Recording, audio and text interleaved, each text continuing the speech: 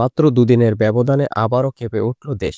এর আগে সর্বশেষ ভূমিকম্পটি হয়েছিল গত সোমবার রাত 12টা 55 মিনিটে রিক্টার স্কেলে, যার মাত্রা ছিল 4.9। মিয়ানমারের মিনজিনে ছিল এর কেন্দ্রস্থল। ওই কম্পন চট্টগ্রাম সহ দেশের বেশ কিছু জায়গায় অনুভূত হয়েছে। এর আগে 21শে নভেম্বর 5.7 মাত্রার শক্তিশালী ভূমিকম্পের পর থেকে নিয়মিত ছোটখাটো কম্পন অনুভূত হয়েছে, যার বেশিরভাগের উৎপত্তি স্থল নরসিংদী। বৃহস্পতিবার সকাল 6টা 14 মিনিট 45 সেকেন্ডে আবারও ভূমিকম্প অনুভূত হয়।